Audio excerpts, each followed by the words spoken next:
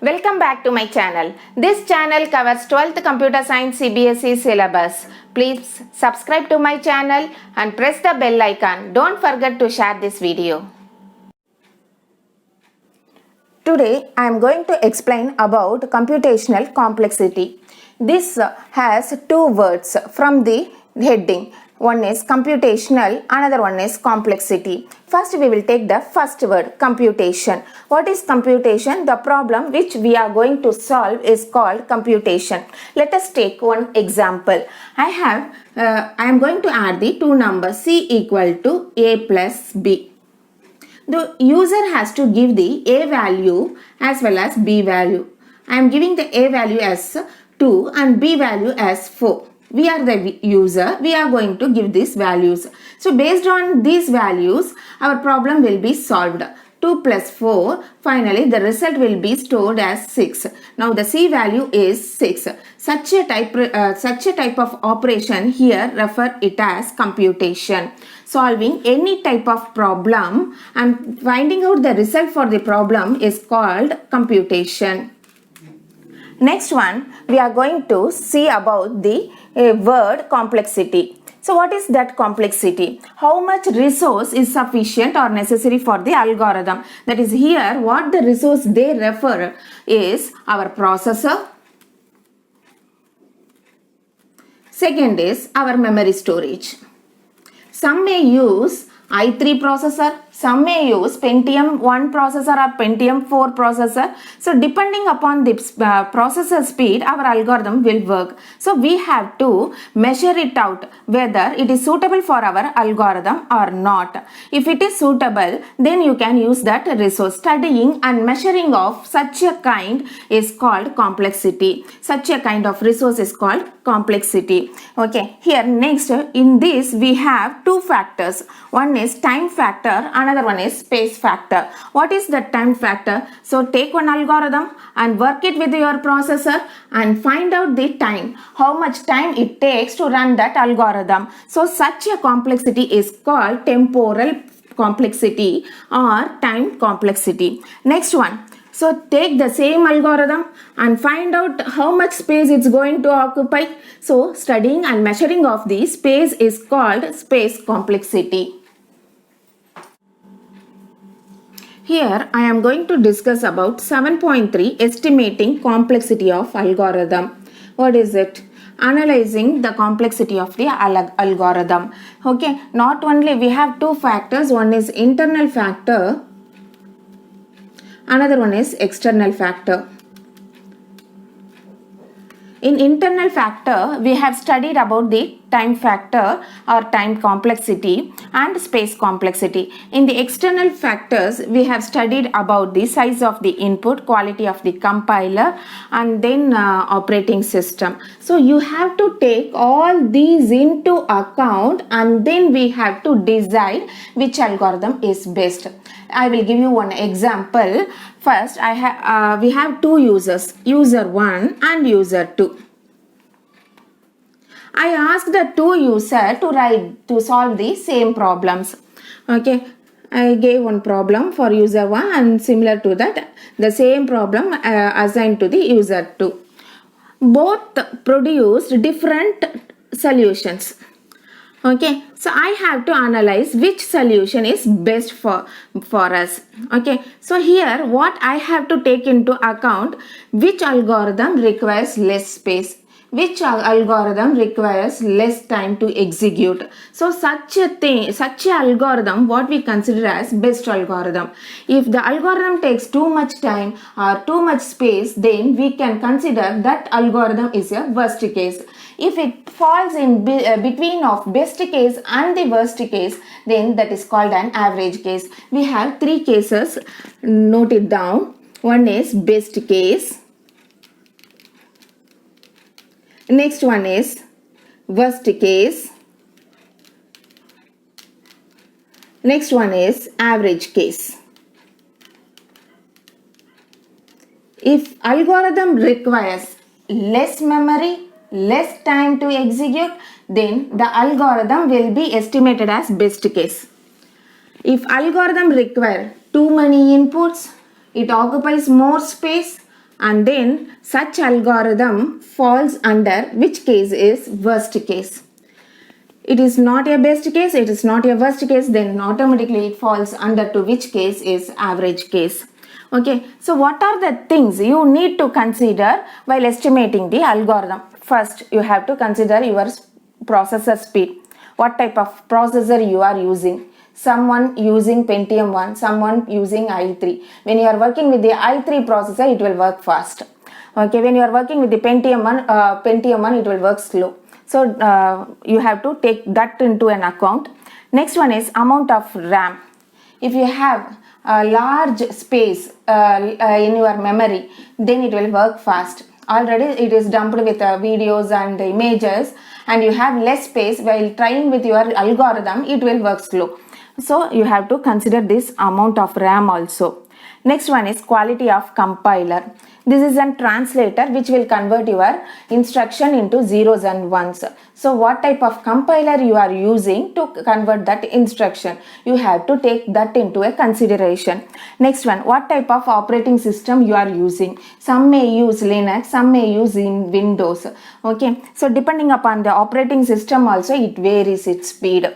Okay, next one is size of the input. If the size of the input is too large, then your computation will work slow. Okay, so we have to take all these account and then estimate your complexity.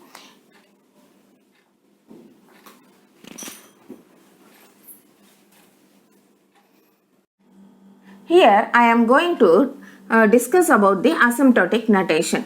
What is this asymptotic notation? Asymptotic is a language which is used to analyze our algorithm is best or average or worst case.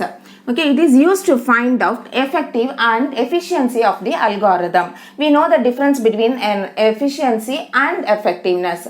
Effectiveness is the performance of our algorithm, that is quality of our algorithm. Efficiency is a quality of an algorithm, and efficiency is a quality of an algorithm. Effectiveness is the we are expecting the desired result. Okay, so using three symbols we can describe. Okay, one is big O, another one is big omega, another one is big theta. Okay, each symbols describe one case. Big O represent worst case. Big omega describes the best case. Big theta describes the average case. Okay, these are the symbols which used to represent the case of the algorithm.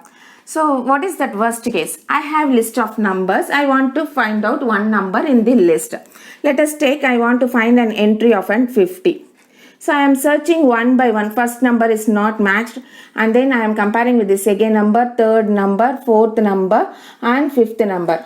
And then at the fifth number only I got that 50.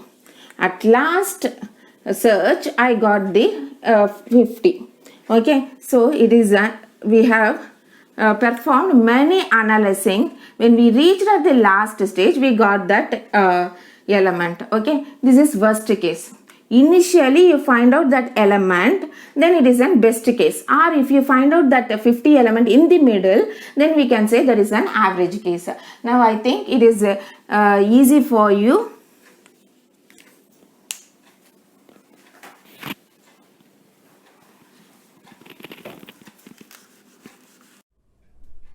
In our book, they explained about the big O notation.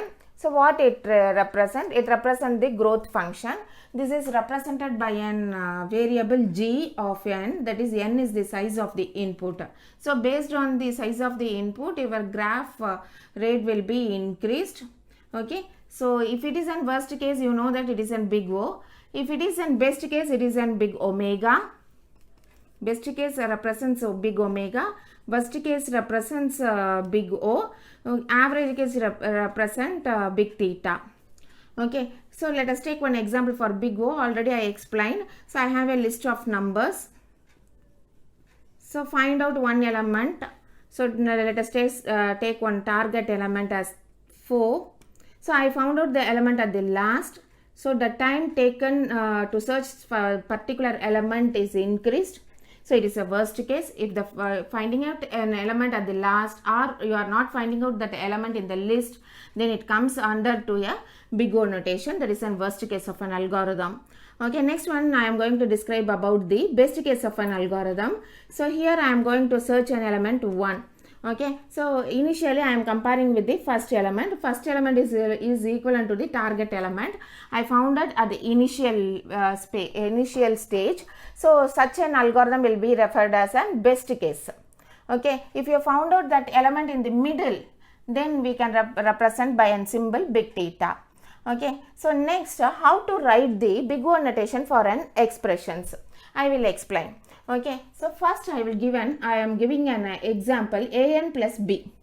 Okay, here take this a as constant, b as constant, n is your size of input. So always ignore the constant and take the size of the input. So big notation of this expression is big O of n.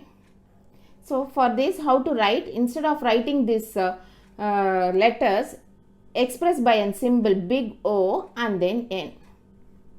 That's the answer for this expression. Next I am going to explain with this expression. So an square plus bn plus c. Here you have to ignore the constant parts. Now what you got is n square plus n, which is the dominant term. How to calculate the complexity for loop? Okay, so this is a for loop. So how many times this body of loop will be going to execute? Okay, n times it's going to execute. So for loop executes n times. The body of loops will be executed n minus 1 time. Why it is? So when last statement is going to execute, it evaluates as an false. So it executes n times. Let us take this expression as an constant. It is represented by an letter C. Constant is represented by a letter C. Okay. So how to calculate the total time for this for loop? Okay. See here, C. This is the size of the input, C into n. Already I explained you have to ignore the constant part. So we are getting an n value. So dominant term of this program, this piece of code is big O of n.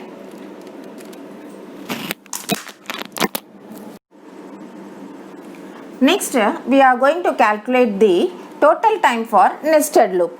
A loop contains another loop is called a nested loop. So how many times the outer loop is going to execute? N times. How many times this J loop is going to execute? N times. This is our normal expression. This can be described with a letter constant. So see, total time here is first time out for to represent the outer loop. I use one n.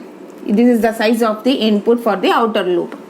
Next, this n is the size of the input for the inner loop. Next, we have an constant. This is an expression. Expression can be represented with a letter C. N into n is going to be a n square into C, or you can write it as Cn square. So always ignore the constant. So here big O notation of this program or piece of code is big O of n square. Here we are going to calculate the total time for consecutive statements. That is, we have a sequence of statements. For that you are going to find out the time taken for that algorithm. Okay, let us take this is an expression. So expression can be expressed with a letter C. The C represents constant. This is a for loop. So how many times it's going to execute? N times. Okay, inside the for loop we have a body of the loop. So this is an expression. So it is expressed by a letter C1. Okay, and we have a nested for loop. We know that. So 2n are here, and then we have a constant. This is an expression. You can express by a letter C2. Okay, so how to calculate the total time for this piece of code? Okay, initially I have C, plus for loop and then one expression. It is inside this for loop. Okay, so n into c1 plus here 2n, n into n square of c2. Okay, we have to ignore the constant part. Then what you will get, n plus n square, which is the dominant term, is n square. It is represented by a symbol big O of n square.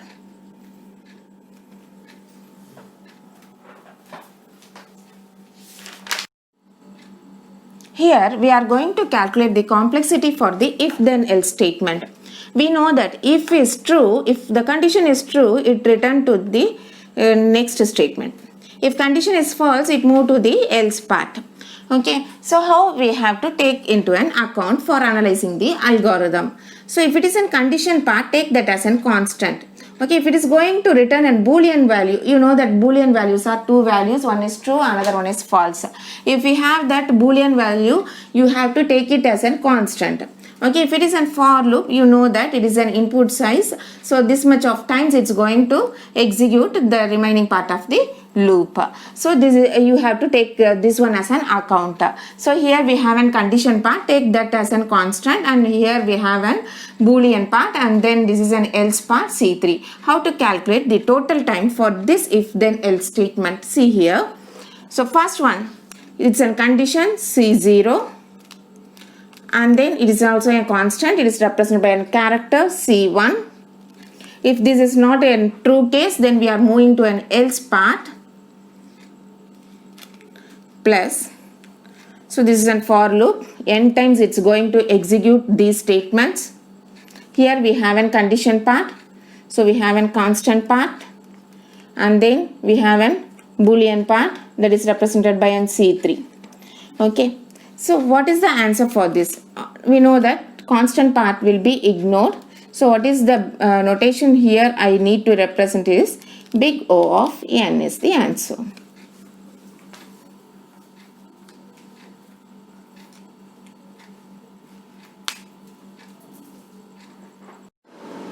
Here I am going to explain logarithmic complexity. So logarithmic complexity expressed by a term big O of log n. When you have to use that logarithmic complexity, if your problem is divided into half, okay, then such a situation you have to use by the notation big O of log n.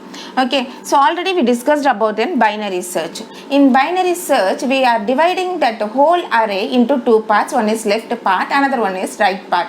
How we are dividing? So by finding out the middle value, we are dividing the left part and right part, and we are searching in the either left side or in the right side. So in this way, the problem is divided and then conquering that problem and finding out a solution. So such a situation is expressed by a symbol or notation is called big O log of n. I think you understand all type of complexity and you are. Thank you for watching this video.